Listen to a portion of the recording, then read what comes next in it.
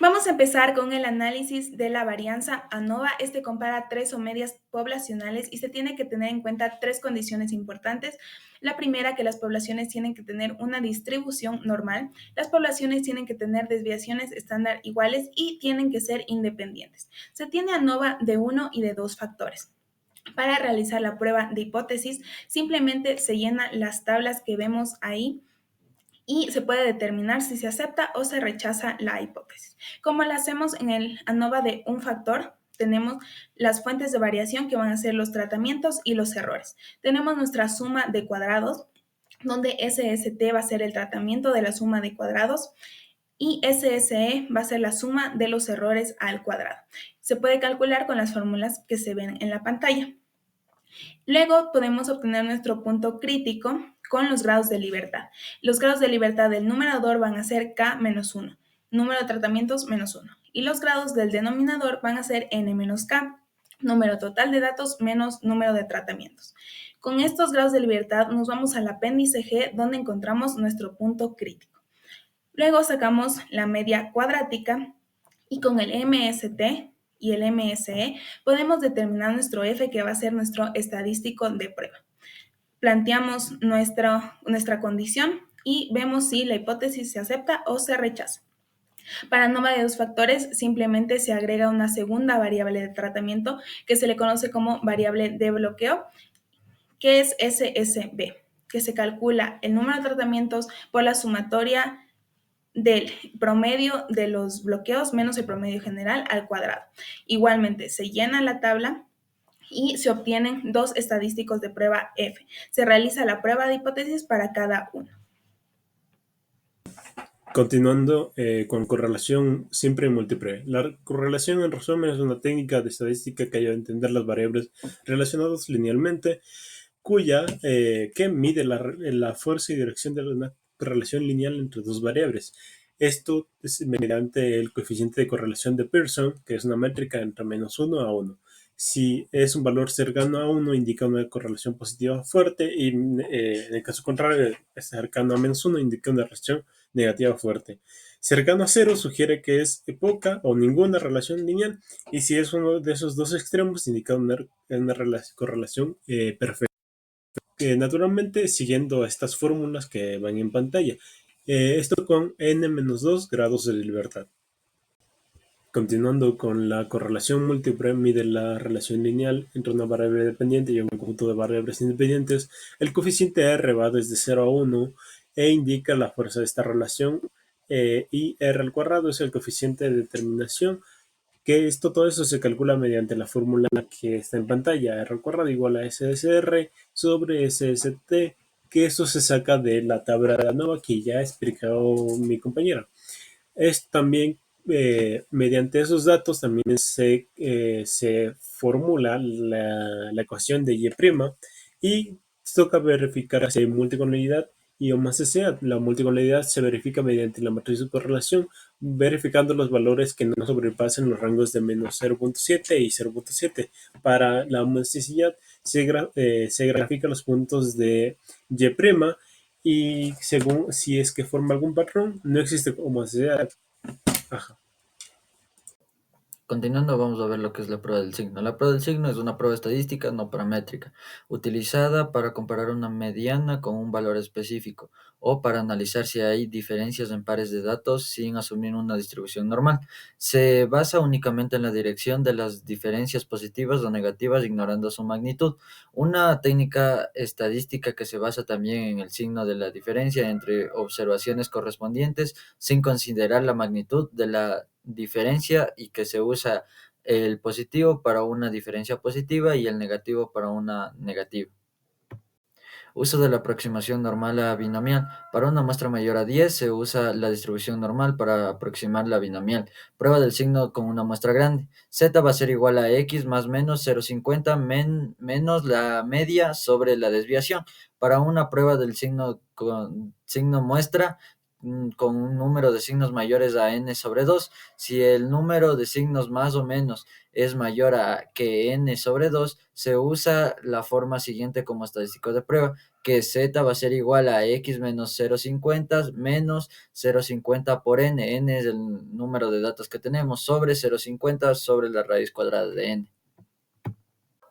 Para una prueba del signo de muestra, cuando los números del signo es menor que n sobre 2, si el número de signos más o menos es menor a n sobre 2, se usa la forma siguiente como estadístico de prueba, que z va a ser igual a x más 0,50 menos 0,50 por n sobre 0,50 por la raíz cuadrada de n. N son los valores que ya habíamos dicho que son del problema.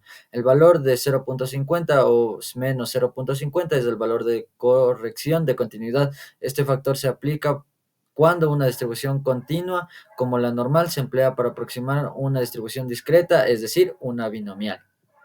Prueba de hipótesis acerca de la mediana. La prueba de signo se utiliza para evaluar hipótesis sobre la mediana, que es el valor que divide una distribución en dos partes iguales. La mitad de las observaciones son mayores que la mediana y la otra mitad son menores. Para realizar esta prueba se asigna un signo positivo a los valores mayores o superiores a la mediana y un signo negativo a los inferiores, excluyendo aquellos que son iguales a la mediana. Este método es aplicable tanto a muestras pequeñas como muestras grandes y permite la verificación de la hipótesis sobre la mediana. Bueno, continuando, Wilcoxon se trata de un método no paramétrico. Y bueno, hay tres cosas a considerar para realizar las pruebas de Wilcoxon. La primera es que se trabaja con dos mediciones tomadas sobre los mismos sujetos o entidades. Esto quiere decir que son muestras dependientes. También los datos deben ser numéricos o al menos seguir un orden lógico, y no se puede asumir normalidad.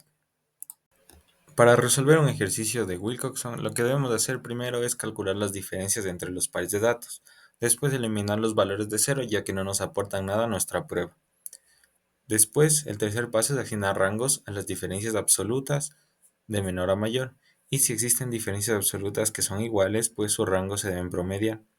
El cuarto paso es asignar el signo más o el menos a cada rango dependiendo de la diferencia original. Y el quinto es sumar los rangos positivos y negativos. Posteriormente, para el estadístico de prueba, tomamos el menor valor de estas sumatorias. Y la regla de decisión se la formula normalmente según el ejercicio si es de una cola o es de dos colas. La prueba de Mann-Whitney es muy parecida a la de Wilcoxon. En esta se compara si dos muestras independientes provienen de la misma distribución. También los datos no siguen una distribución normal y los datos deben ser ordinales o cuantitativos sin asumir normalidad. Para Mann-Whitney se deben seguir los siguientes pasos. El primero es combinar las dos muestras en una lista ordenada, donde se asignan rangos a los valores de menor a mayor, y si existen empates, se promedian los rangos. El segundo paso es sumar los rangos por separado, obteniendo un rango 1 y un rango 2. El tercer paso es el estadístico de prueba W, que es el menor valor de estas sumatorias. Y para obtener el estadístico de prueba generar nuestro Z, pues se aplica la fórmula que se puede observar ahí. Y el cuarto paso que habla acerca de la regla de decisión es que se sigue normalmente según el ejercicio. Continuando con Kruskal-Wallis. Es una prueba no paramétrica para comparar tres o más grupos independientes cuando los datos no cumplen supuestos de normalidad o homocedasticidad. Esta prueba usa rangos en lugar de valores originales. Es una extensión de la prueba de Mann-Whitney para más de dos grupos. En este caso vamos a usar las hipótesis nula y la alternativa. La hipótesis nula sería la distribución de los grupos son idénticas, y la distribución alternativa, el número de grupos no tienen distribución diferente. Rangos de Spearman. Los rangos de Spearman miden la asociación monotónica, no necesariamente lineal, entre dos variables ordinales cuando hay valores atípicos. Una de las ventajas es que asume la normalidad de los datos. También es ideal para relaciones no lineales pero consistentes. Pruebas de bondad de ajuste. Las pruebas de bondad de ajuste es una de las pruebas no paramétricas más utilizadas. Puede usarse para cualquier nivel de datos. Frecuencias esperadas iguales. Prueba estadística para evaluar si una muestra de datos categóricos se ajusta a una distribución teóricamente uniforme, donde todas las categorías tienen la misma frecuencia. En este caso usamos la siguiente fórmula, que es chi cuadrado es igual a la sumatoria de la frecuencia observada menos la frecuencia esperada al cuadrado sobre la frecuencia esperada. En el coeficiente de correlación de rangos de Spearman, este mide la asociación entre dos variables ordinales. Se basa en los rangos de los datos en lugar de los valores originales. Un valor de -1 indica una correlación negativa perfecta y un valor de 1 una correlación positiva perfecta entre los rangos. Una correlación de rangos de 0 indica que no hay asociación entre los rangos. Correlaciones de rangos entre -0,84 y 0,80 indican una asociación fuerte, pero la primera indica una relación inversa entre los rangos y la última una relación directa. La prueba de bondad de ajuste de frecuencias esperadas iguales se utiliza en estadística para verificar la adecuación de modelos probabilísticos. En esta prueba se presenta el caso en el que las frecuencias de celda esperadas son iguales. Como le indica el nombre completo, el objetivo de la prueba de bondad es comparar un conjunto de frecuencias observadas con un conjunto de frecuencias esperadas, y estas no van a ser iguales. Para la prueba de bondad de ajustes, frecuencias esperadas diferentes, cuando se trabaja con frecuencias esperadas desiguales, significa que los valores teóricos con los que se comparan los datos observados no son todos iguales, sino que varían de una categoría a otra. Esto ocurre cuando la hipótesis nula no supone una distribución uniforme, sino que los datos deberán seguir una distribución específica, por ejemplo, binominal, Poisson o normal, entre otras. Para los grados de libertad, se escoge K-1, donde K es el número de categorías. El estadístico de la prueba se hace con la sumatoria de las observaciones menos las esperadas al cuadrado sobre las esperadas. En la prueba de bondad con aplicación para la normalidad, la prueba del chi cuadrado, para evaluar normalidad, no comparamos los datos con frecuencias iguales, sino con las frecuencias esperadas según una distribución normal.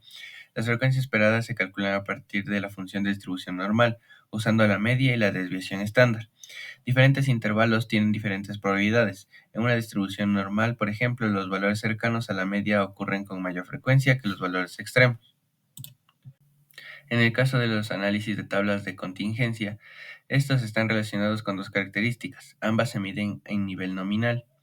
Determinando los grados de libertad que tenemos, se consulta el punto crítico en el apéndice I. Los pasos para realizar un ejercicio son: paso 1, se construye una tabla de contingencia. Paso 2, la hipótesis nula de esta prueba es que las variables son independientes, mientras que la hipótesis alternativa es que hay una relación entre las variables. Paso número 3, calcular los grados de libertad y consecutivamente el valor crítico en el apéndice I. Paso 4, se calculan las frecuencias esperadas con la ecuación que vemos ahí. Paso 5, se calcula el valor de la estadística de chi cuadrado usando la fórmula. Paso 6, se compara chi cuadrado con el punto crítico. Si cae en una zona de aceptación o rechazo, tomamos una decisión.